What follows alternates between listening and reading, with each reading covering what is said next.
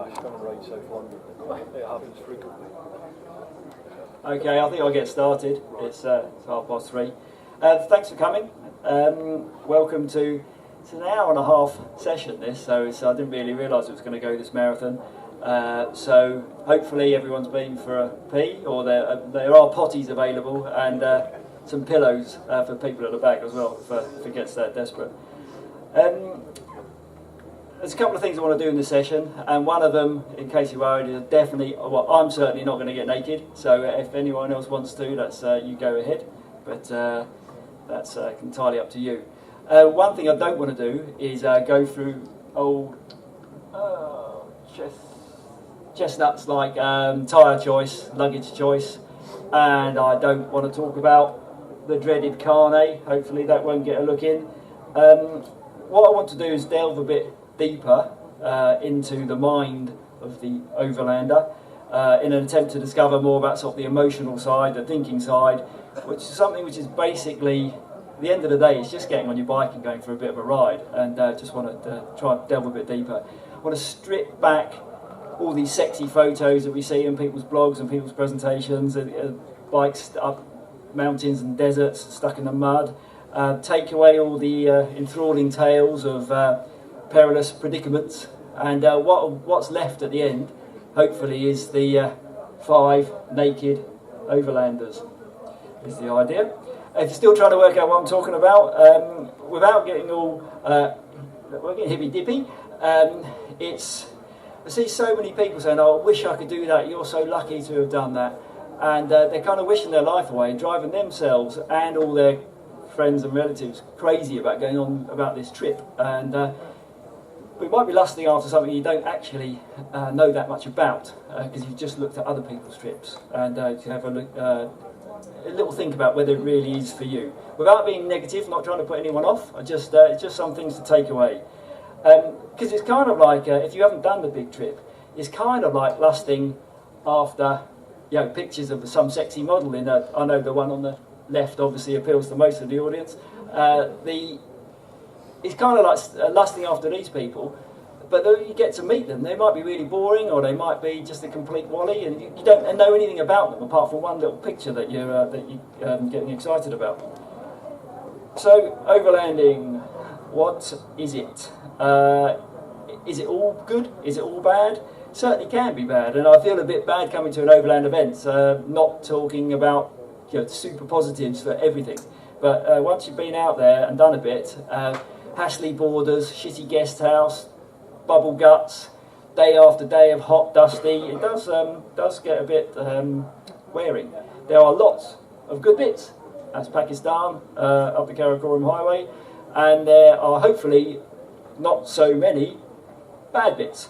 One's in Thailand, one's in India, and hopefully you can get the balance right, and if that magic day when you ride off into the sunset, or possibly drizzle on your departure, you get the most out of your trip that you possibly can.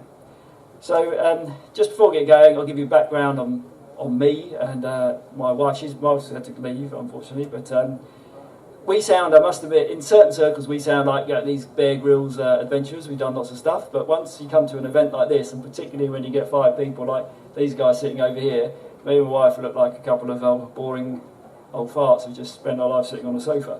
But there you go, here I am. Don't quite know how I got here, but here I am. Inspired a long time ago by images like these, and then went off and lived in Dubai, bought that old Land Rover, used to go bouncing around the desert and down to the beach. That's where I met my wife. Came back to England, bought a Dominator, and did a 2-up month around France. It's a sort of natural progression of trips, sort of safe, easy way in, rather than jumping straight into the big one. Then we did a year around Australia in an old Land Rover, which was great fun, and then lived in Australia for 12 years. That's where I really got into my adventure bike riding at old DR, and went at plenty of places on that.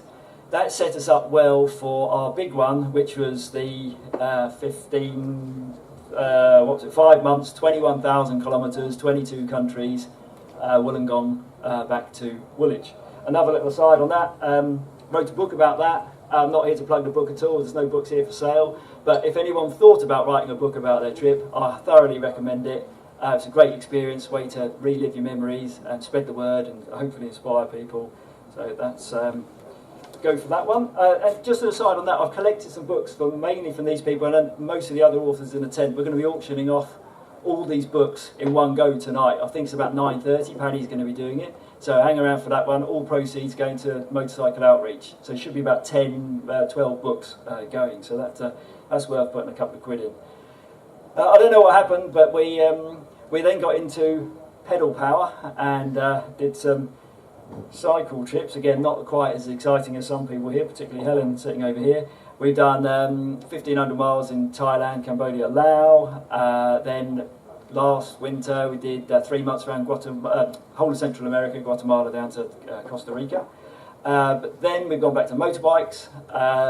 5 weeks last summer on a couple of little CRF 250s, poodled down through Europe to Croatia, back up through Italy, Corsica. It's absolutely great.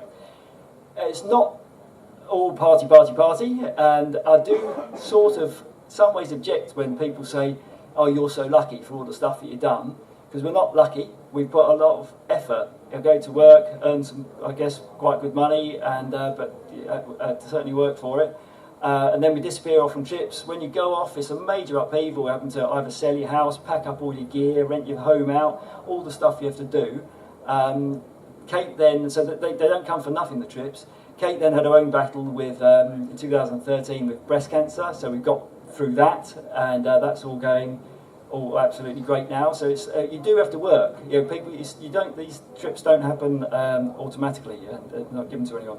The worst thing in 2017, we've actually spent most of the year doing DIY and mowing the lawn, which is a very scary thing to be doing. You can see your life. You get to 51 years old and see your life going in that direction. So that really is worrying. But as they say, just because you've done a few interesting things does not make you an interesting person. So I'd like to now invite the people who you've really come to hear from up to the stage. We have, in no particular order, Bruce Smart. Up you come, Bruce, please. Sam Manicom, Helen LLoyd, Michelle Lamphere, and Jacque Ferneaux. Give them a round of applause, please. Just a couple of minutes while the guys grab a chair and a microphone. Do you want to slide out a bit from, come more into the centre here? Keep those mics in order, Bruce. Remember you're on the end. Have a chair out there. Lovely, lovely.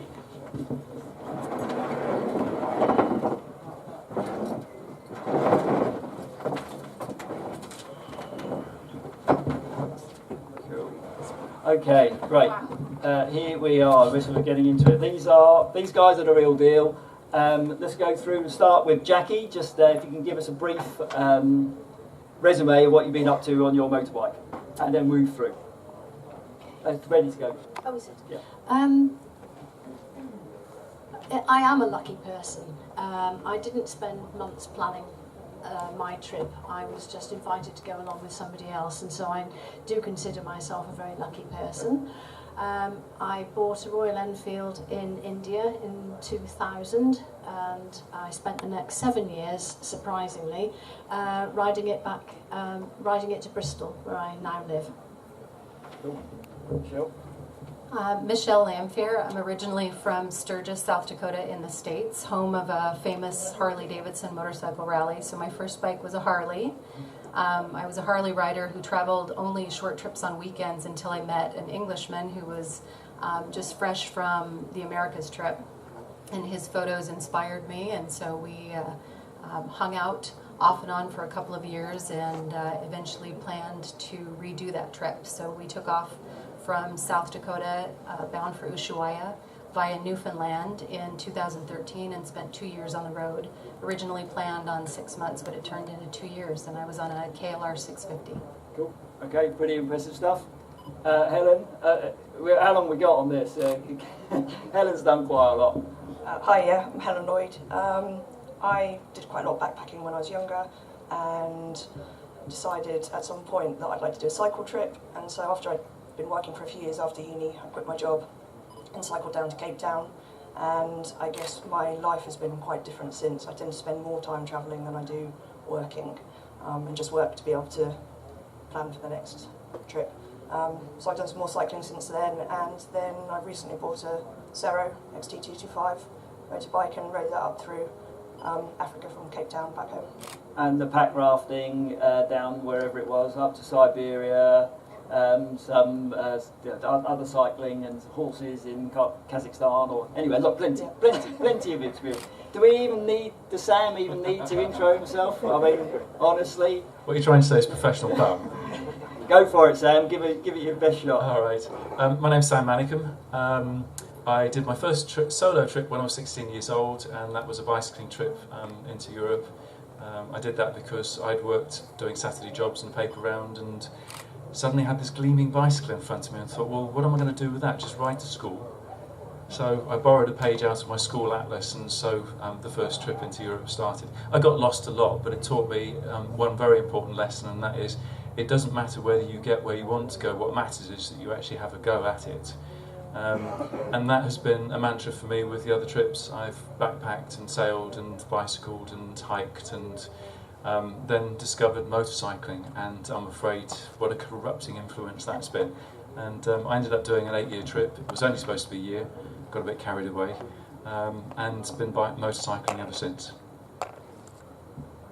Last but not least. How do you follow that? I'm Bruce Smart. I did a trip called Teapot One, rode a sports bike, Suzuki G6R1000, around the world to keep a promise, basically. And that was that. It was my big trip. I've done it, and yeah, it taught me a lot.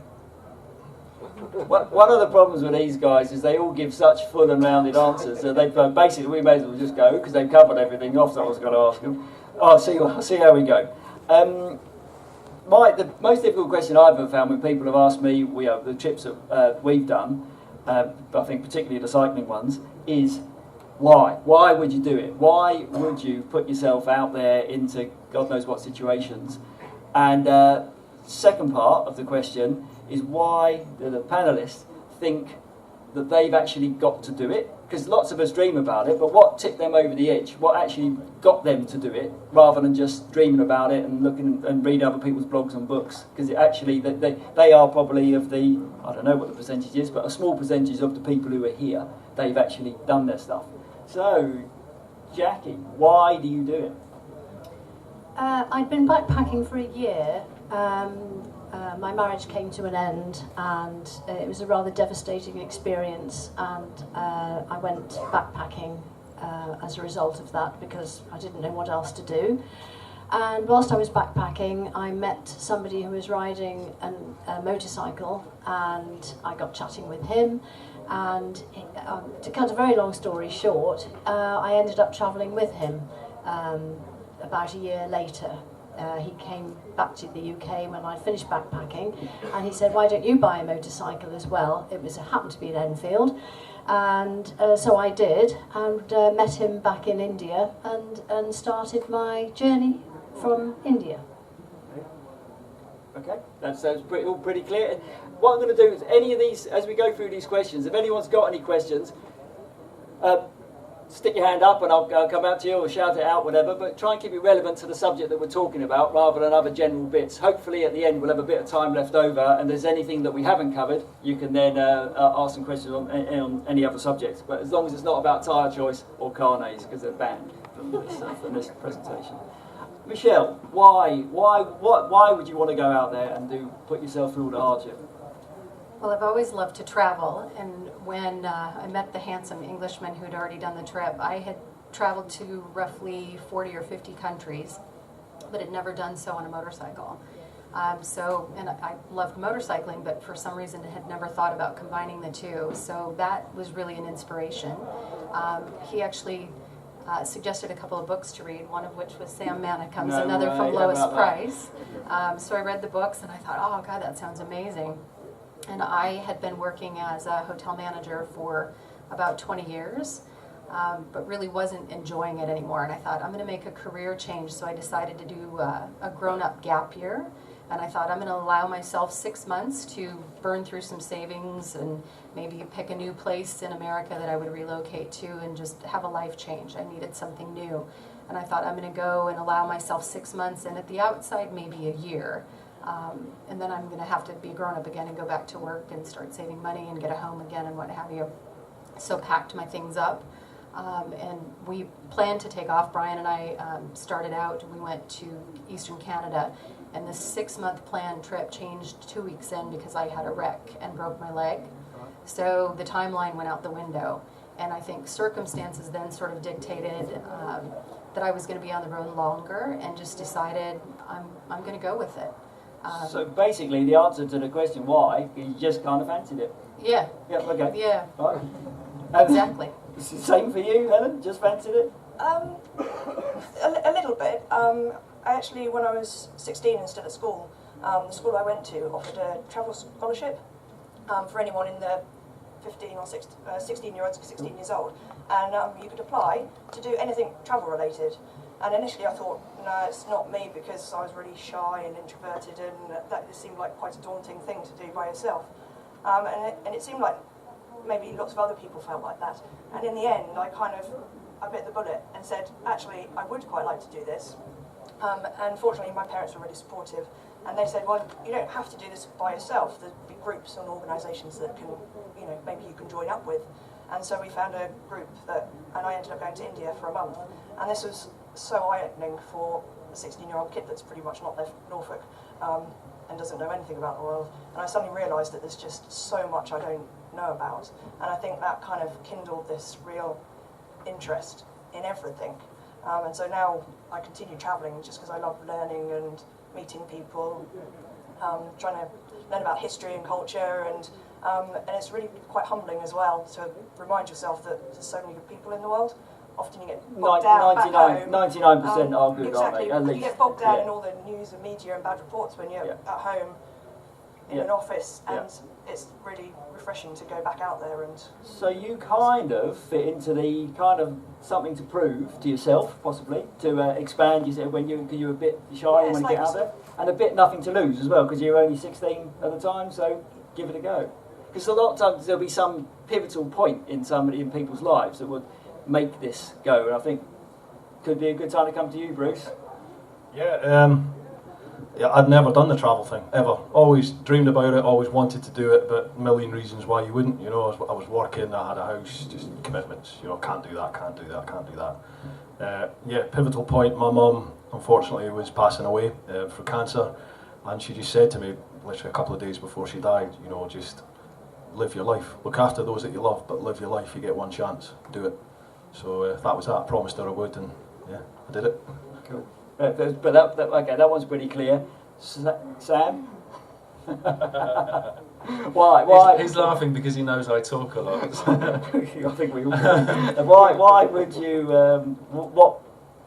Any special moment, or is it just something you drifted into, or? I'd like to only talk about the big trip, the motorcycle trip, because we're motorcyclists here, and that's what we're doing here. When I got back from my previous trip, which was a 3-year backpacking trip, my mother said to me, "Don't you think it's time to grow up?" So how many times did they grow up? I mean, I had to think about the lawn. Bernard's they grow up. Yeah. Why do we have to grow up? I don't know why we have to. We kind of assume we do, don't we? Well, I sort of kind of tried the career thing for a while and quite enjoyed myself, and it was good, but it got a bit tired after a while. And this time I thought, right, okay, this time you're going to throw yourself 100% into following a career. You're going to do everything you possibly could do to be a major success. And I worked like stink. I was working 6 days, 7 days a week, and doing really well and progressing up through the ranks, and the next promotion was a biggie. And a friend of mine at head office phoned me and she said, "Sam, the letter's on its way, but you're not allowed to tell anybody because nobody's supposed to know." So I went to the pub after work that night, and I was sitting having a little solo celebration and thinking about how life was going to change with the promotion. And I suddenly realised something actually kind of critical. I didn't like my job. I really didn't like my job. I'd been powerhousing at it for so long, I'd got to the stage where it just didn't interest me anymore. So I had a few more beers and was thinking about what on earth am I going to do, because I can't take the promotion if that's the case. It's not fair to anybody, is it? The company, the people I'm working with, let alone me. Well, beer's a great grey cell tickler, isn't it? To a point. Yeah. And after a while I just thought, actually, do something completely different. Are you free enough to do it? Well, yes, you are. You don't owe anybody any money. If you sell everything you've got, you could get enough money to do something completely different. You know how amazing this world is. How stupid would you be at this stage of your life if you didn't go off and do something else? You know, the hardest thing was telling my mother, because I'd been banned from motorcycling when I was a kid. Hi Mum, I'm going to spend a year riding a motorcycle through Africa. I didn't have a bike licence at the time. My mother, bless her, took one look at me and she said, "What can I do to help?" Phenomenal reaction from her. What and did that you say? gave Buy me a bike. Oh, well, no, I didn't think about that. I wasn't quick enough thinking. But yeah, I passed my bike test 6 weeks later, and 6 weeks after that was at the edge of the desert, and yeah. Cool. Okay. So I don't know whether that was the nothing to lose, something to prove, out the blue, and everything else. I tell you, he did a bit of everything, as it usually is with Mr. Sam Manicom. Shut up. I've slept with Sam Manicom, but that's a different story. We'll come. Do you guys want me to tell the story? We'll come back to that one. Okay, right, I think we'll go on for that one. Obviously, lots of great dinner party stories, you get up and do presentations, but what about the bits that you don't talk about? There's always the highs, the great bit, and then the lows and the bike stuck and in the sand and it's, oh my god, and it makes a great story. But I have found there are a lot of just sloggy, hot, boring bits in between, and what about those bits that people probably don't ask you about and that you probably conveniently don't talk about? Any of them, and any other disappointments when you got out there that you didn't really didn't hit the spot for you? Bruce? I think I had two massive low points on my trip. One was I experienced a really bad time in one country, in Mauritania. I had a bad time, but that was just the time I went through on my trip. Loads of people have been there and had great times. That was bad for me. The worst was coming back. I made a decision to return to the UK. That was my low point. Yeah, definitely. You feel like a failure, basically. It's embarrassing. You kind of. I've spoken about you on one of our other presentations, Bruce. Yeah. I think you had the biggest balls to actually man up there and say, because you've announced to all your mates and your family you're going off, but then you get out there for whatever reason, you didn't like it, you didn't feel comfortable, something wasn't right, so he put his hand up and said, "I'm coming home." Now that takes, I think, some balls. Yeah, the world's a great place. 99.99999% of the people out there are awesome, fantastic, but there are wrong-uns out there, and if you're unfortunate to meet them, the world can be a brutal place, and you have to be aware of that, but don't at all. And it was, as I said, I was just really unfortunate at the time where I was at that time. It was just a bad place. Thank you for saying that, but I didn't feel like I had balls. I felt like a total coward, to be perfectly honest, heading home. But yeah, it all turned out great, and the world's a great place. Get out there and see it. Okay. But ticked all the boxes. Anything left unfulfilled? Do you want to go? It's still itching? Do you know? Not your balls. That's another story of the trip.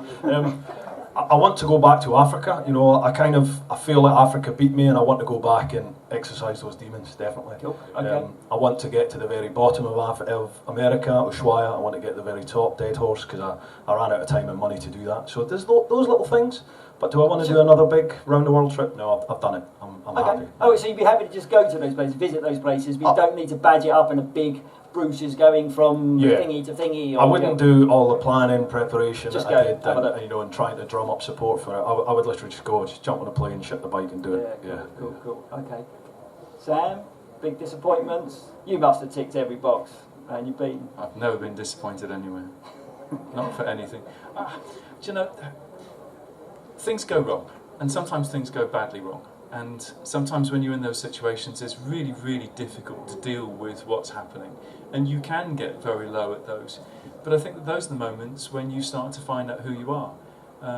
They're the challenges, and they're where you make the decision, actually, I'm going to turn around and go home, or I'm going to try another way. And those are such character-forming moments, and you discover things within yourself that you just never knew were there. There was one day I was in Africa, dirt road, riding on my own. I've been riding it for 3 hours. And I dropped the bike, and it was really loose, sandy gravel, and I tried to pick the bike up, and I just about got it up, and the wheels slid out from underneath me on the gravel. 9 times I picked the bike up. 9 times. And then I sat down by the side of this bike and I could have sobbed. I was so tired and I could not work out how I was going to pick the bike up. And I'd taken all the luggage off. And then I saw my tyre irons. Got my tyre irons and I dug 2 holes for the tyres and I pushed the bike so that the tyres ended up in those holes. Instantly the bike was up. And that was just such a nice moment.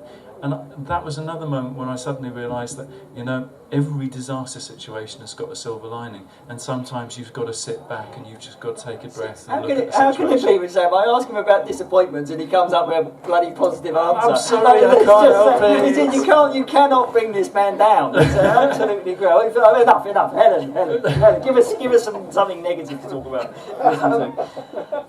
Disappointment. On my Unfulfilled. cycling trips, then I have had loads, but they've more been from real physical exhaustion, where you just have reached what you think you can't do anymore, but you always get through. And in Siberia, for quite several weeks, I really battled with the idea that I'd bitten off more than I could chew, and it was much harder than I could manage. And in the end, I changed the route I was going to take, and went a different way. And for ages I debated, should I do this, should I give the original route a go? And in the end I went for what was relatively the easy option, but in my mind I felt like a real failure, and actually for me that was really, really hard to get my head around. But I think since then I know what my limits are, and that's okay. Like, everybody has their limits, and now I'm not scared of giving anything a go, because it doesn't matter whether you don't succeed or not. So things don't go wrong; they just go different to what you might, how you might have thought. Exactly, Yeah. exactly. It can't go wrong. Yeah, Can't go wrong, can it? And so I don't know if it's because I've done that with the cycling, but now I've done the motorbike trip. I mean, I didn't have any lows on the motorbike trip. I mean, it was brilliant. I can't think of it. It's I funny, really can't think of Helen's it. presentation yesterday, because I've done obviously the cycling and the motorbiking, she said she didn't really understand how you come to these motorbike events and people say, oh, it's a bit difficult, I can't carry much stuff and it's really hard work. It's like, try it on a bicycle. It's like, this motorbike is actually quite a bit easier. So I guess maybe Try cycling first. Try cycling. Because we did the CRF 250, and people, oh, that's a little bike, that's a bit slow for Europe.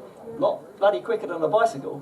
So it's all relative. So that's again, disappointments we're talking about, and I think the takeaway there that Michelle, Jackie, anything more to offer? Do things go wrong, or do things just go not to plan, or if you don't have a plan then they can't go wrong, or I think lots of things go differently than you expect. So I think the key for me was this is going to sound badly, but to have very low expectations of the trip, the experience. I didn't have preformed ideas, and I enjoyed it immensely. I just was a person who was willing to go with the flow. There were lots of hiccups with, of course, the bike and with health and monetary or communication issues. There's always that, but as long as you're there to just enjoy the experience and the exchange and go with it, we got over everything. I think the presentation going on, I actually wanted to go to the, I can't remember her name, the yoga lady was talking about preparation of your mind for a trip. So when you, basically if your mind's right, you can handle anything. You can deal with the stroppy border guard or the broken bike or the whatever situation you're in. If you haven't got your mind straight, it's everything's going to be much harder. Jackie, your mind must have been pretty, twisted after 7 years around the world on an Enfield. Well, I was just thinking about disappointments. It's difficult to find any. I've got twice I was disappointed. Once in myself. Twice in 7 years? You need to sit next to Sam. Yes, I'm going to do a Sam. I was travelling with my Dutch companion, and we were on our way across northern Pakistan from east to west for the winter, and we, for once, had a plan. And I broke my leg, and the first thing I thought was not, oh, ouch, this hurts. It was, oh no, we're not going to get to Chitral in time for the winter. So that was my one big disappointment of the trip. But it turned out, like Sam, it turned into a positive experience, because I got to live with a Pakistani family in Rawalpindi. And Perfect, yeah. and it was almost worth breaking my leg for. In fact, I would say it was worth breaking my leg for. There you go. Break your leg, everyone, on the trip. You'll have the best time. You heard it from Jackie. So, it's kind of similar. Goals. Did you have any goals for your trip? Did you achieve them? Did the whole experience meet your expectations, if you had any expectations? What about preconceived ideas of what things were going to be like, or a certain place? I know I've got a picture in my mind of what Luang Prabang in northern Laos was going to look like, and when I got there I was pretty damn disappointed, I have to say. So let's start back with you, Jackie.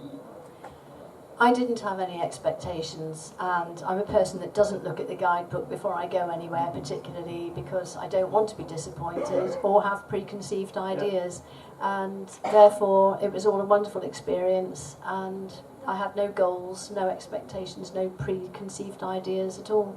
I think you're going to have a similar answer, aren't you? Basically, low expectations. Well, yes, except that I can say that when you have those, you're very, very happy because the experience is incredible. Yeah. I guess my goal was to reach Ushuaia, and we did that. So changed the timeline, what have you. But yeah, so I met my goal, and I think that was it. How far would you have gone, say, if you'd broken your leg again or the bike had blown up? How far would you have pushed it to reach that goal? How important was the goal, or were you just out to enjoy yourself? I don't know. I suppose reaching Ushuaia was the goal. I didn't necessarily have to get to the end of the road. It was the experience. It was the journey that I was in for. So I could have quite happily quit a couple of hours from Ushuaia just because the road was fantastic the whole way there. Patagonia, that part of the world. But I was in it for the experience, and it just was incredible. I guess just what did you do when you got to that little point at the end? The cyclists always, I don't know why, they always lift their bike up above their head. I don't suppose you did that with a KLR. No. It's pretty heavily loaded. Yeah. You're allowed to take the luggage off, Sam said earlier. Yeah. No, I was surprisingly underwhelmed, and that's going to sound really ridiculous, but I knew I had 3,000 some miles to go, so it wasn't really my finish line. Because you got to come back up. Because we had to come back up to ship the bikes out of Buenos Aires. Yeah, that does give that a soft ending. In my, I'm not plugging it, Wollongong to Woolwich book, I said at the end, when we got to the end of the trip, that I wanted this magical moment as we're coming into Dover on the ferry, looking at the white cliffs. I was trying to make myself feel all emotional. It just didn't come. I said it just felt sort of nice. And someone wrote a review on Amazon about the book. He said he didn't like the ending. So well, okay, I'm not going to make it up. But well, how would you like me to end it? It's just bizarre. But often these things. I know Lois Price's book I was reading again the other day. She got down to the Cape, whatever is on the bottom of Africa, and same thing. It's you get to this car park, can't do this, can't do that, queue up with the tourists, and it's weird that is your goal to get there. When you actually get to that bit, it's pretty naff often. But the journeys you've had, or the experience you've had to get there, is what's superb. But seems to be this thing that people want to make it into the trip from here to here, or to set some goals, or to. But you're not a goal type person. Well, no, but I think you do need some sort of goal to ultimately aim for, because otherwise I think the travelling can seem a bit pointless and purposeless. Yeah. And if you don't have that, I think then you lose the interest in what you're seeing in day-to-day things, which is what most people go travelling for. So having an ultimate destination in mind, like even if it's made up, even if it's just made. Yeah, or say, well, okay, in 6 months' time, I'm going to need a new set of tyres, so the best place to get it is in Nairobi or whatever. Then you've got somewhere to ultimately aim for. But the fact that you could go there in a month, but it takes you 6 months, well, that's part of the appeal. But I think if you didn't have anything to give you some direction, it can become quite difficult. Yeah, because mentally to just keep moving or keep not, if you haven't got a point. Why are you doing our trip back from Australia, we were coming back to England. We decided to move back to England, so we thought we'd ride back. That'd be more interesting than sitting on a plane. So there was actually, it's a bit of a tenuous purpose, but there was a purpose. We were going to England, so let's ride there.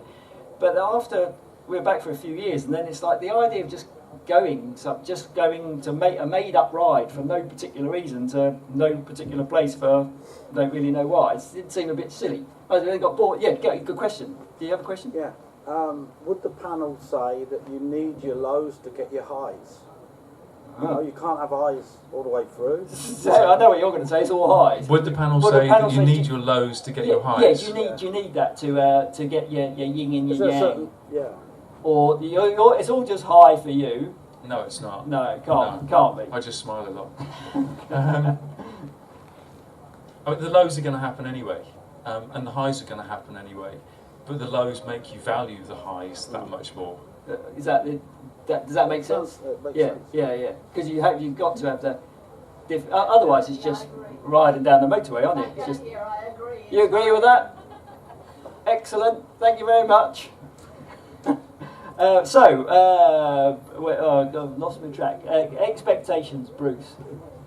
Expectations. Yeah, I think for me it lived up to it, 100%. But as you were saying about lows and highs, yeah, Sam says you're going to have lows. They're going to happen. But for me, what I would do is the days when sometimes you're just not feeling it. Eh? You wake up and you're just like, I want to be at home in my pants watching my telly. You know, you do have some days like that, and then you suddenly have to think to yourself. I've got a slide of that. If anyone wants to see. Yeah. You do have to suddenly almost clip yourself around here and go, I'm on a motorbike riding around the world here. You know, people would give their back teeth to do what you're doing. So I think sometimes for me, I would take it for granted. I found myself just forgetting how awesome the thing I was doing was, and you sort of just have to get a grip of yourself and go, I'm riding a bike around the world here. God, you know, if it's a low, but the highs come, and it makes you value the highs, definitely. Yeah, but it's something you do need to check yourself, don't you? That you actually, once you're out and you're doing it, it becomes normal. So when people, Jacque, you say you travelled on the bike for 7 years, basically that was your life, wasn't it? If you go away for a 3-month trip, that's a sort of compartmentalised period of time. You can imagine that you're going to come back at the end of it. But 7 years just rolling, when you didn't even mean to do that in the first place. It's yeah, I'm a person that doesn't like routine particularly, but so. And I didn't have a point to my travels. I just kept going, and I've lost my thread now. But did you feel a bit aimless just wandering around? Well, yeah, I was going to say, yeah, I hate routine, but even pointlessness and aimlessness has a routine to it. You just end up somewhere and you think, oh, well, I'll find somewhere to sleep, and then you find somewhere to eat, and put the bike in order, and the next day is the same unless you decide to stay where you are. So yes, even not having an aim is a routine in itself, which can be. I might go back to that hippy dippy Difficult. slide. That's a good one. I've got my aim is to not have an aim. No, it's really cool because when we went to the cycling, we did it to. I was trying to make myself slow down, trying to stop planning, trying to stop looking at the map and looking at the Lonely Planet book and what the next town's going to be like. Trying to stop thinking, just pedal the thing. Unfortunately, as you can tell by the way I yak on, my brain has not slowed down. I think I just need to try some Prozac or something. Doesn't work either. Right. Now I've tried it. Excellent. Any other questions at this point from anyone? Any other comments? Oh, front row. You've talked about highs and lows. Could the panel give any advice to prospective travellers and even travellers that are doing it now how to enhance the journey? Enhance the highs? Yeah. How to how to enhance the whole journey. I'll give you a clue. Okay. I did India, and I'm riding my bike and I'm going along like this, and it's great. But I think I had to stop and look. It's only when I got home and looked at my photos and thought, bloody hell, look at that, bloody hell, look at that. So it's almost, there's too much stuff. It's information overload. It's all Well, too it's- good. no, You're not seeing it. Become blasé. I bet you become a motorcyclist and you're just riding and you stop. You forget to enjoy where you are at the time. It's everyone here. The comments from the front row. Basically, that once you get going and you've got all this stuff around you, you just kind of like you get used to it and you just start just riding the bike. Only when you get home, you think, you look at the photos, you think, oh my God, I was there, but I didn't stop. I didn't go and look at that thing. I didn't watch that little man up the coconut tree. I didn't watch that person cooking that dinner in that way I've never seen before. Because I've just got the bike and I better just get on it and ride it. Panel, I don't. I'm guessing that you're an observer. You'll sit and just people watch and just sit and just go with the flow. Yeah, I would say go slower. I ride an Enfield. And, I were over there. You're in India, all right. So slow down and make yourself sit and look at people and chat to people, and just, I'm a great believer in going with the flow. And if somebody says, oh, go and have a look at that thing over there, even if it's not in your plan, on your map or whatever. But then I do appreciate that not everybody has 7 years to spend travelling, and you might have been in more of a hurry than I was. A lot of it must depend on the schedule in the first place. Your schedule went up to Swanee anyway because of your leg. Did you get blasé? I mean, when we went around Australia for the year in that in the Land Rover, we kind of, after a couple of months, unless the guidebook said something was awesome, we didn't bother going. If it just said it was beautiful or nice, I don't even bother. It's not worth, because you just do get blasé to it. But did you get blasé, or was it just great right to the end? No, there were certainly pockets of it, strangely. So in Central America, one of the things that I wanted to do was try and visit UNESCO World Heritage Sites, because well, I mean, it's a once-in-a-lifetime type of trip, and I thought, if I'm here, I'm going to go pick up some of the historical places. And we joke that I got ruined on ruins, because you just see so many sets of ruins, and that's terribly, I think, I don't mean to be disrespectful, they were each spectacular and individual, but it is something that I got to that point. We just were visiting a series of UNESCO sites, and I kind of had to step back and space them out a little bit further time-wise. And again, as Jacque says, I think it's so true. Go more slowly and really intentionally just be living in the moment and kind of experience it and be open to whatever new things there were. I don't know, Helen, to intensify any experience, you just drink beer, don't you? Beer does help. Yeah, it helps, always Tip of the helps week. with everything. I think on a long trip you can get a little bit jaded from the travelling, and a little bit like you see amazing things every day, that then the amazing just seems normal. And when I get like that now, I know it's time to just stop travelling. And I don't mean fly home. I mean, okay, let's take a break. Let's have either maybe go off and do something different, like go hiking for a week, or just sit on a beach, drink beer for a week. It doesn't matter. Just do something that's not the travelling day after day. And the other thing is, if you're on a short trip, I think, and I made this mistake on when I cycled across Asia, is I wanted to cycle from here to here, but I had a limited amount of time, and so I was forced to keep going and not take these breaks when maybe I would have benefited from it. So I think my advice would be is, if you've only got a certain amount of time, don't push yourself too far. Rather than saying I want to go from here to here, say, okay, well, I'll just go to the halfway point.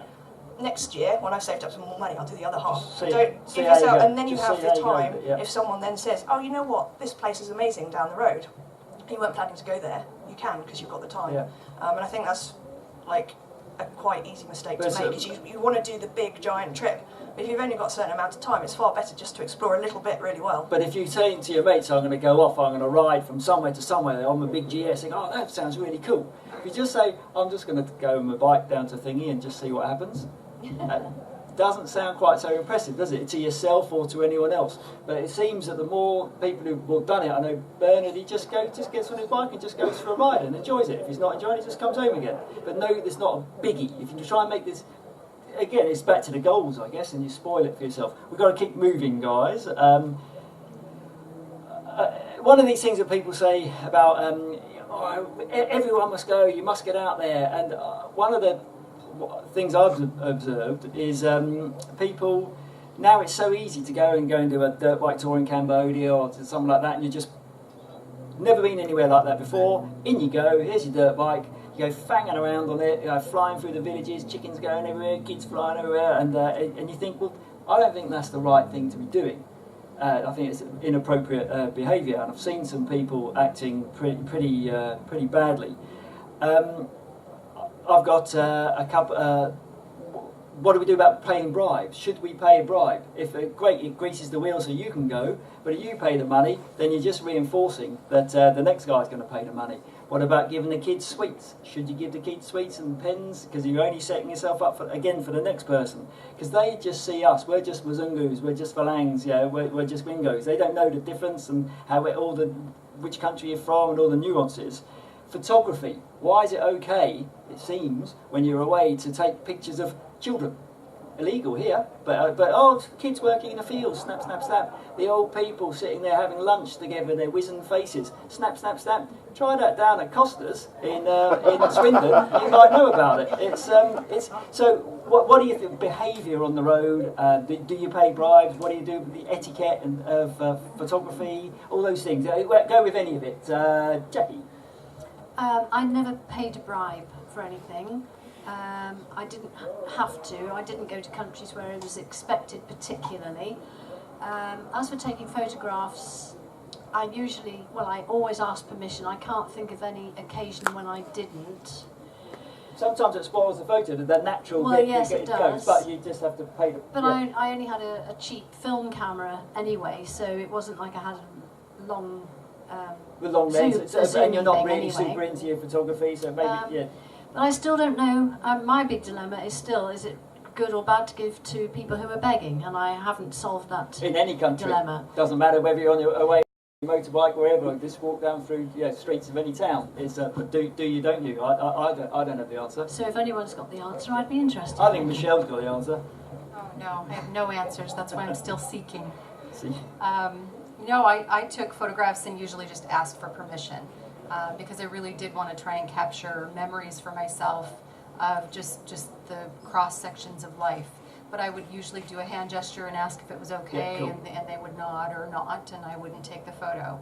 So we saw in Guatemala, there was one day of the year they had some big celebration, and it turned out it was pissing down with rain. You feel really sorry for them, and there was some I don't know where he was from, a Western guy down there with camera right in people's faces. This is like the equivalent of their Christmas Day or whatever. It's their special time, and he's right down there. There's another woman with a bloody GoPro strapped on her forehead, like walking, and I think she had one on her chest as well, walking around capturing. It's like, maybe no shame. It's ridiculous behaviour, in my mind. Helen? I actually nearly got into trouble one time for photographing when I kind of probably shouldn't have. And I was in Senegal. Because you're into photography, aren't you? Yeah, I really enjoy my photography, yeah. but I'm not. I don't like sticking my camera in someone's face, and so I tend not to. But I'm quite happy to, if I'm wandering around a market or in the street, to take just general shots. And certainly in Senegal, then people don't like having their photos taken, which I was kind of aware of. But I figured, it's just a general Is that a street Islamic scene. thing? Sorry? Islamic thing about the stealing the soul? And I don't know that it's Islamic, but do people know that one? in a Muslim lot countries, of you shouldn't take photos. Aboriginals, Australian Aboriginals as well, you shouldn't, because they feel that their soul is being taken away. Don't quite know how this goes back in centuries because cameras didn't exist centuries ago. So I don't know, but that's what I've heard. Yeah, and I took the photo, and then someone saw me taking a photo. I mean, there was hundreds and hundreds of people in the street and at market stalls and stuff. One person saw me taking a photo. He's like, "Oi, you owe me money. You took a photo of my horse." I'm like, "Horse? Oh, that horse? Right? No, I didn't take a photo of your horse. I mean, he did happen to be in the photo, but I didn't think I was really photographing the horse." And then when he said something, then somebody else heard. They're like, "You took a photo of me," and then within like a few seconds, I had maybe 200 people surrounding me. Like, right. I thought I was going to get a lynching. So you've made an innocent mistake there, but it's how then you deal with that situation, which will shape their opinion. It really fast. Shape the opinion of the Mzungu. Were you in that country? Were you a Mzungu? Probably. Tubab or something. I think it's Tubab. A Tubab. Similar to a kebab, but different. So I picked it away, I went down to the beach, and I was walking along, I put my camera away by then, and a teenager came along. He was wearing a Senegal football shirt, and he started talking, and he's like, have you got a camera? And I'm like, no.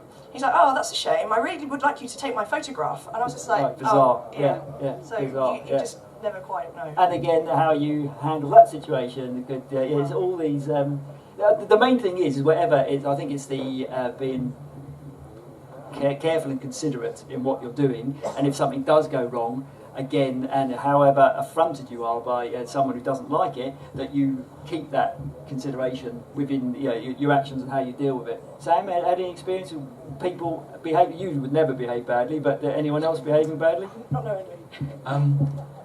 I see it all the time, and I think it's absolutely wrong to take photographs of people unless you ask. And some people do, as Jackie said, they say, "Well, no, well, fine." They've got every right to say no. Sometimes it spoils the photo. I could tell a story. sometimes you actually make a friend by asking to take the photograph, and it's an icebreaker, and all of a sudden you've got somebody who's wanting to show you around and dragging their friends across to have their photographs taken, and all sorts of things can open up just because you've asked permission.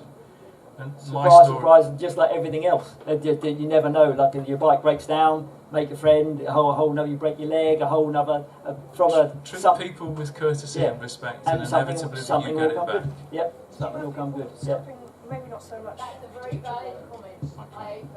Did we all write that one down? Do we need Sam to say it again? So can you remember it, Sam? It's gone out of my head. Treat the people with respect, courtesy and you get respect. Right? Yeah, cool. And that goes anywhere, anytime, any country, whatever you're doing, surely, doesn't it? It doesn't always work though. No. In Sudan, I came across two children making mud pies. It was 40 degrees Celsius in the shade, but these kids were making mud pies. And I thought, well, they're absolutely angelic, so I mimed to them, could I take their photograph? And they both said yes, and then stood up and posed next door to their mud pies. Well, it kind of spoiled the photo, but because I'd asked and they posed, I took the photo, and within seconds I was surrounded by 20 soldiers and police, and they were all pointing their guns at me. Right. It only turned out that I'd managed to take the photograph of the two children belonging to the general in charge of security for the whole of Sudan. And these guys are bodyguards, so it doesn't always work. But actually, and I never got that photo either because the photo was confiscated, but I was very lucky because the camera wasn't confiscated. Right. Long story. But yeah, always ask. But probably, I should imagine the way that you know, genuine mistake, you handled yourself well and diffused the situation and everything went away. You just lost the photo. You won't be surprised at how I diffused the situation. Go on. I talked non-stop in a terribly nice English voice for 4 blocks until we got to the British Embassy and then knocked on the door. They hauled you to the embassy? No, I hauled them. Yeah, right. The sergeant in charge of the bodyguard had hold of my camera and I had hold of the strap. And I'd heard the stories, you know, if they confiscate your camera, you're never going to get it back. And you dragged into the embassy? So I just walked with him down the street, and there were 20 of us, there were 100 of us by the time we got to the embassy, something like that. And I was just saying, look, it's terribly nice to be in your country. Absolutely delighted, and I have no idea what's going on. But I tell you what, you guys are terribly smartly dressed, and yes, this is a lovely day, isn't it? I'm just talking non-stop, and this guy is completely bemused. Yeah. Fantastic. Could probably expecting you to be going into one and shouting, give me my camera back or whatever, but you just keep it calm, keep them moving, distract them, get into the embassy, fix it. Cool, nice one. Bruce? Yeah, basically what's been said, treat others the way you expect to be treated, and generally it all works out fine to me. You had that guy that first time, was it in Mauritania, where they relieved you a few $100 on some border, and then the French guy in a Land Cruiser got taken around the back and roughed up? Yeah, because he was behaving badly though, you thought? He was in a sense disrespectful, but he was disgusted at how we were, basically we'd been set up, me and this older chap Robert, we'd been set up by the local old Bill, who were working with a gang, so when we got to the border point, the gang took us out the border, took all our documents and our money and locked us in a concrete hut basically and threatened all sorts at gunpoint to take as much money as they could. Then they took us back to the border and started processing it all, but taking more money as they did it. And this Belgian guy saw what was happening and was disgusted at it, so he sort of stood up for us, at which point they invited him out onto a stairwell and kicked the crap out of him basically. Right. He complained, went to see the police about it, and the police dragged him off, so last I saw him. Right. So that was a bit of an eye-opener, you're kind of like, ooh. So sometimes, I guess, however hard anyone tries, it just does go bad. It can do, but generally but very. I've never seen rarely. that.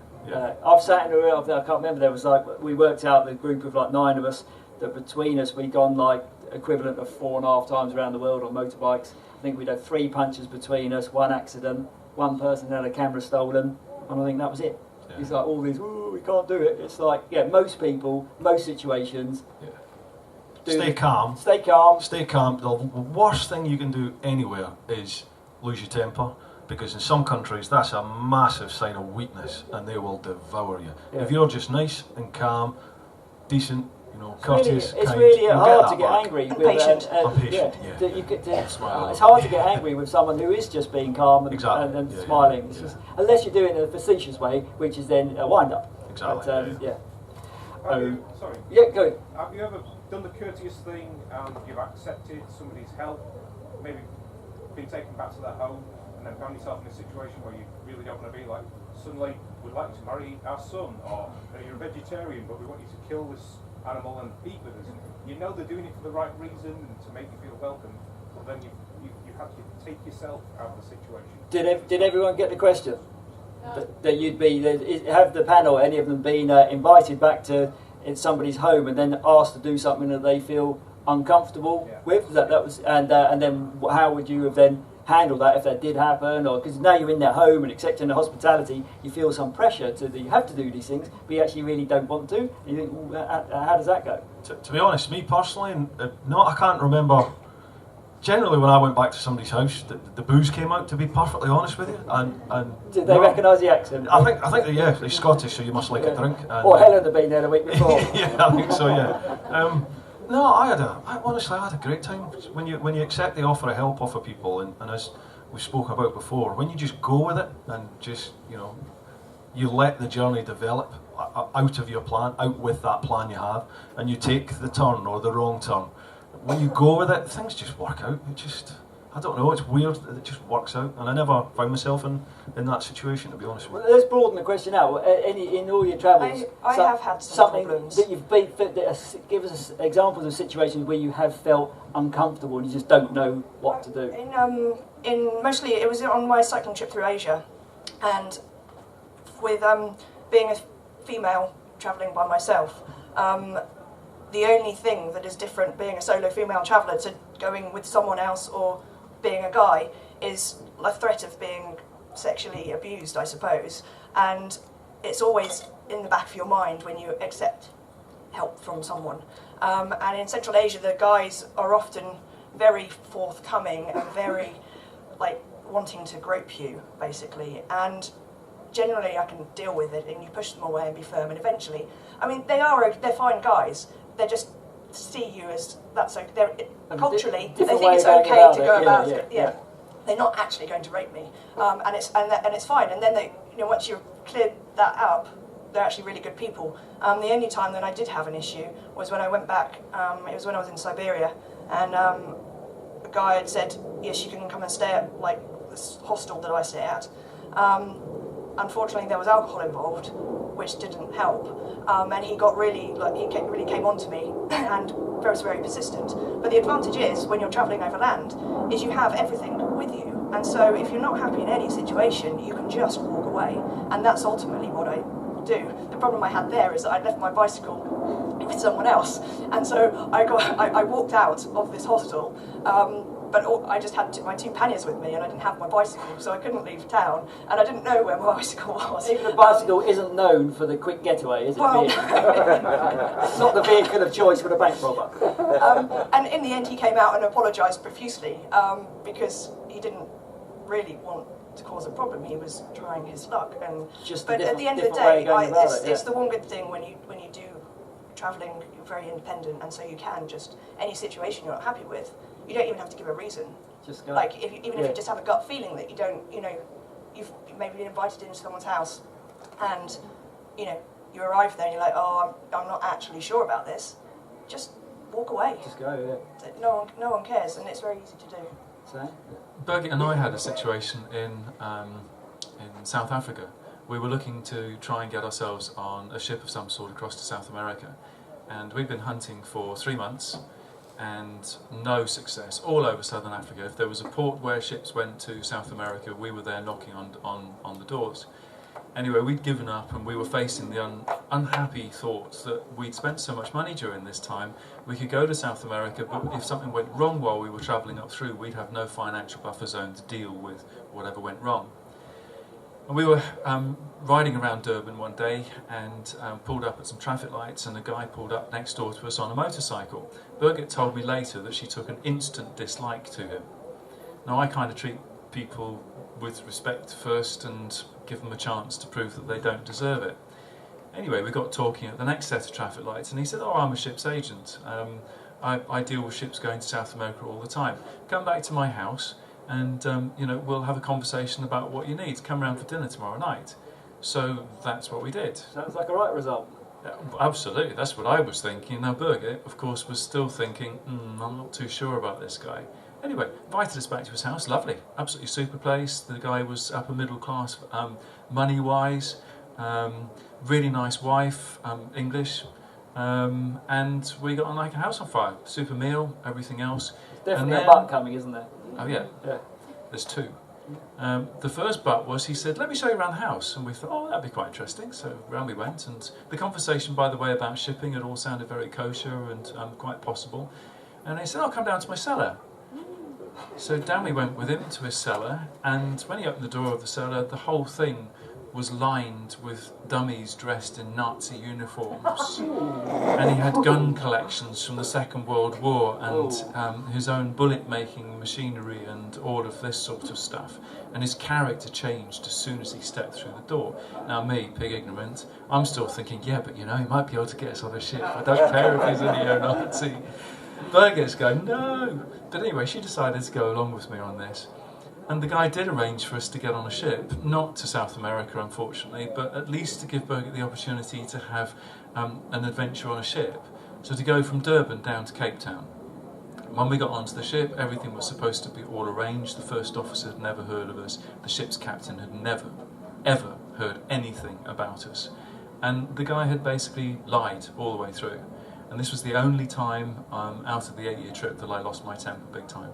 Because when he came on board the ship, we were in the process of removing our bikes from the ship in total embarrassment. And he walked up to me and he said, where are you going? Well, we're not supposed to be here. Nobody knows about us being here. Well, the ship's cook knows. You what? And so I just pushed him out of the way. And then he said, you're stupid. And I'm afraid I lost it then. And I picked him up and bounced him off the side of the ship bulkhead. Really? So we know how to get Sam then, don't we? How to niggle Sam. I was so completely and utterly embarrassed about this situation, and I was really sad for Birgit. I was very, very sad for her. But afterwards, when I'd calmed down, I just thought, Sam, you're an idiot. You'll pay more attention next time. What's to be said for women's intuition? Oh, absolutely. And Birgit waited for about 3 months before she said, I told you so. There's 3 of them on the stage. What have I done? So behaviour in general then, is I'm not belittling your story, Sam, but is that it between all 5 of you, that the most uncomfortable times you had in 7 years of travelling, 2 years, God knows how many years, loads of years, 4 years, whatever it was, is that the most? Yeah. That's it? Yeah, to be honest. It's not bloody bad, is it? It's not bad. Yeah, people you think by reading certain newspapers that the whole world's a terrible place and people are out to get you for the minute you leave your front door, particularly if you're riding a bicycle, and that's it. That's the worst behaviour that we've seen from that anyone's had. I was born without a fear gene, and so I go waltzing into all sorts of situations that anybody else would say no, but I just carry on. So. Wow, I've never heard of that term. Born without a fear gene, but it sounds good. My fear gene, I think my fear gene is quite strong. Okay, moving on. I was surprised when we did our trip, because you do your research on forums, that when you get out there, everyone's going to be on a GS. Everyone's going to be on a 660 Tenere, they're all going to have Ortlieb or whatever panniers it is, and that's the bicycle ones. But when you actually get out there, the people who have made the break to go, they are all individuals. I mean, we're all individuals, but they're typically the people who do it in their own way, and they go out there and do it in GSXR, big old Beamer, bicycles, canoes, horses, KLR, Royal Enfield, a real one from India as well, and fair old mix there. Panel, from that mix, is there some piece of vital equipment or some vital piece of information that these people need to know if they're going to go and do a trip? And what I'd love is if they all came up with the same answer, then we'd all know that we definitely have to have one of these things. So anything vital that you just would not leave home without? A sarong and an adjustable spanner. Do they go with you, Bruce? Not quite. Credit card and gaffer tape. This is with the back down in your mate's dungeon by the sounds of things. Carry on. Well, I mean, it's got to be for me passport, because that gives me the freedom to just about go anywhere. But the other thing is, I'd never leave home without my journal. When you're travelling, you're on intake overload. Every day, you're just constant, full blast of information and new sights and sounds and smells. And unless you're writing those things down every day, 2 months later, you've forgotten most of them. You've forgotten how that person looked. You've forgotten how that unique scent was. You've forgotten how that bit of food was. You've forgotten how rubbish that bit of road was. And by writing those things down every day, you've got it. Would you be writing them down because you'd be intending to write a book about it, or just because you wanted those memories for yourself? I just want the memories for myself. Because I've started thinking about not writing any of it down, not blogging any of it, because if you can't remember it by within a week or within a month or within a year, probably wasn't worth remembering anyway. So if it's real, and it's big ones, and it's real, you'll probably never forget your Mauritania border thing. You'll never forget going down into the German cellar. So you don't need to write it down. You don't actually need even to take a photo of it. I disagree a little bit. Well, I'm very much, I would say to carry a journal. But I found because I've since written a book about my Africa trip, and I found when I came to write it in a book form, I used my journal notes. And I was really surprised when I read some of my notes. I was like, it's not that that's not how it happened, but my memory of like how I felt at the time has completely changed. So in retelling the story, like anecdotally, over time, it's kind of like changed into something different. And whereas what I wrote down at the time was really. You surprised yourself when you read your journal. Yeah, I was like, gosh, that was like the complete opposite of what I remember feeling. So apart from beer bottle opener, what wouldn't you leave without? And my camera, probably. Camera. But in terms of like, if you can go into like not actual physical things, I would say like an open mind and a bit of trust and faith. Cool. Like to open, like open doors, basically. Has to be really. I think that's the overriding, because it will get round. I don't know how it gets around the journal thing, but it does get round virtually any other problem you're going to come across. If you've got the mind to be able to approach people. Smile and a handshake. Yeah. Back to that. Michelle, anything you wouldn't? Is it a physical thing, a mental thing, an ethereal thing? Certainly, there's physical things. I mean, I can think of all sorts of uses for plastic bags and all of those things, but not plastic bags. I know. Good quality plastic bags, thick ones. That's right. But I'd say more than anything, probably, and I think Helen mentioned it earlier, a good dose of patience and a good attitude.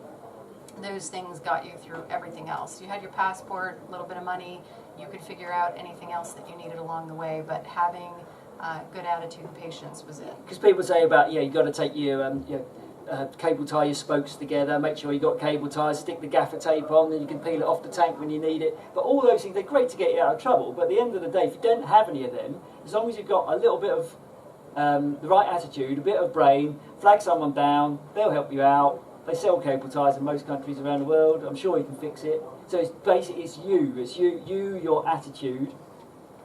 Agreed? Yes, absolutely agreed by all the panel. So if Touratech's in the room, if they could develop an attitude and a mindset, basically, in a little pot, you can both sort of rub it on your face in the morning. That seems to be by our team of experts up here. That is what they want to have.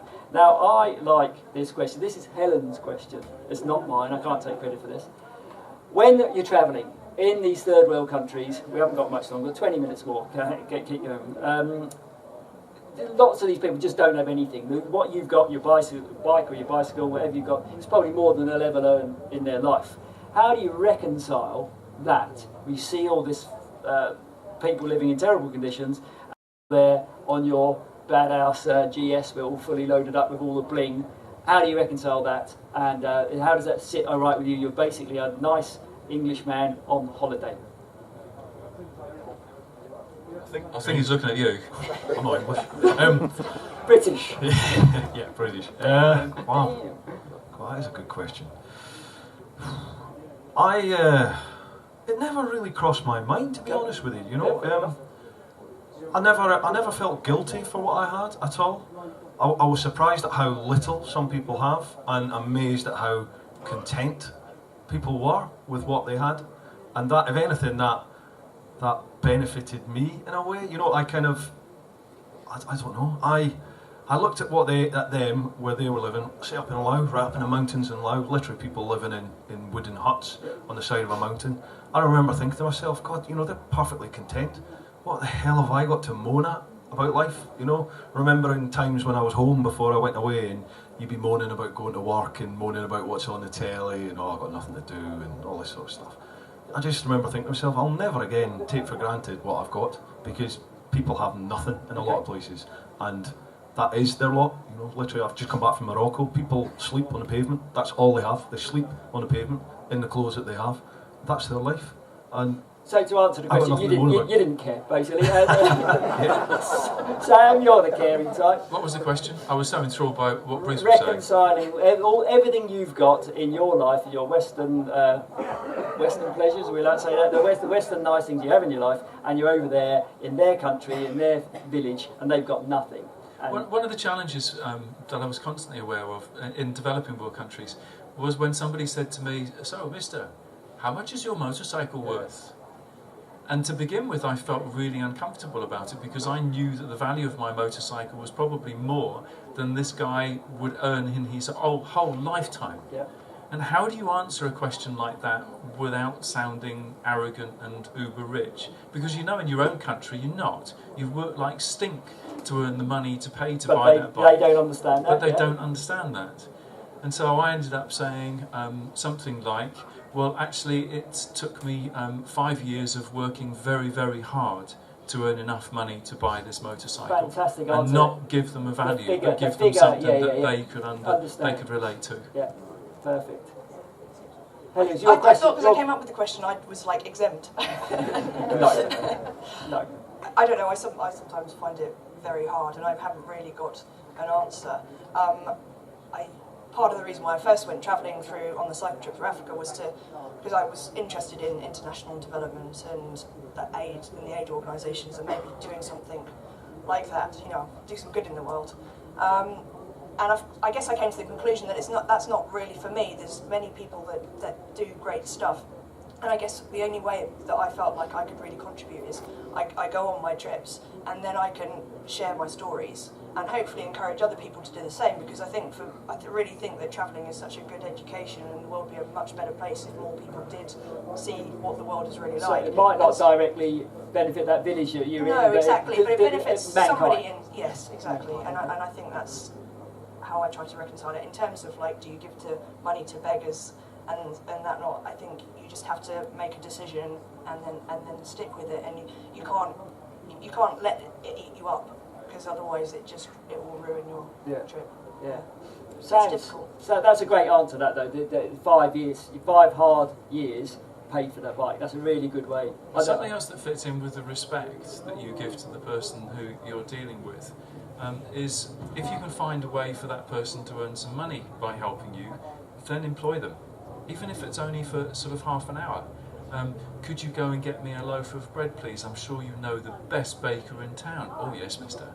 And so off they go and they get you a loaf of bread, and that's fine because you've employed somebody and that works. You're not just giving money away. And people keep their pride. And Africa, for example, has a reputation for being a sinkhole for aid agency money. Most Africans that you meet are entrepreneurs, and they're proud and they're determined to make it on their own. They don't want the help. It's just that every now and then things go so badly pear-shaped for one reason or another that they need help and they'll die without it. But they're proud first, and if you treat them, their proudness with respect, they're really, really happy. And again, you make friends with that. Yeah. Michelle? Yeah, I would second really what the panel has said so far. The question comes up all the time. I notice that in every country in Central and South America. You know, how much did your bike cost? How much is it worth? And at one point we were stopped near construction in the mountains in Peru, and someone asked that. And I told them realistically what I thought the value was, and I'd been sort of undervaluing it and very cautious and careful about whether or not that made it a target or me a target. anyway, I estimated the KLR was around 3,000 US at that point, and that was a fair value, and they couldn't believe it. They actually thought that that was about a fourth of what they would have to pay for one in Peru. So because of import duties. Yeah, which was the reverse. So they thought, wow, now that's super cheap, because here we would pay 12,000 US for that. That's unbelievable. And so yeah, it had the opposite effect. And then, obviously, Jackie, when they looked at your Enfield, they didn't want to embarrass you by asking you how much it was worth. Yeah, I was going to say it's hardly bling, is it? There's nothing else to say on the subject. Nothing to Excellent, excellent.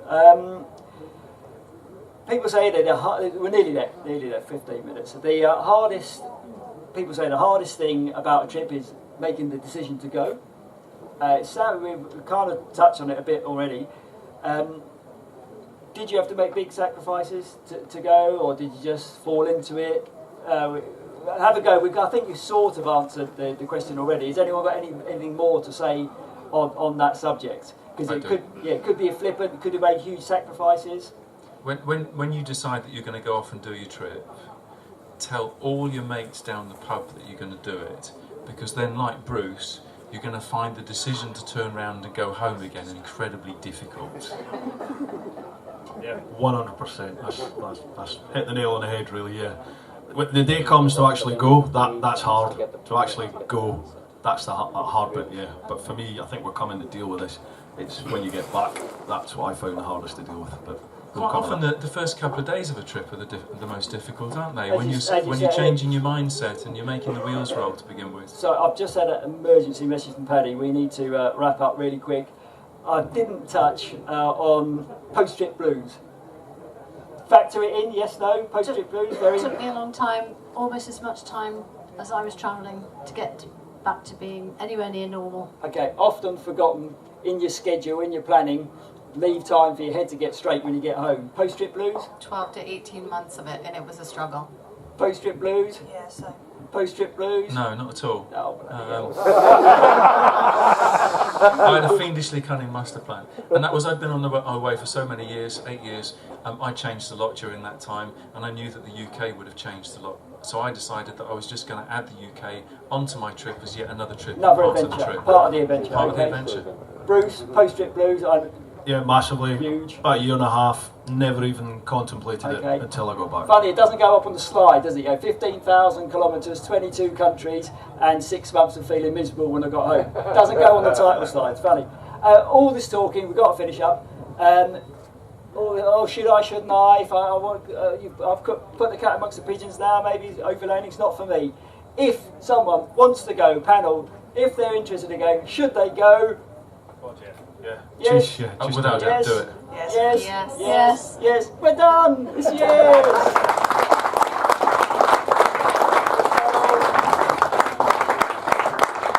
Thanks, guys.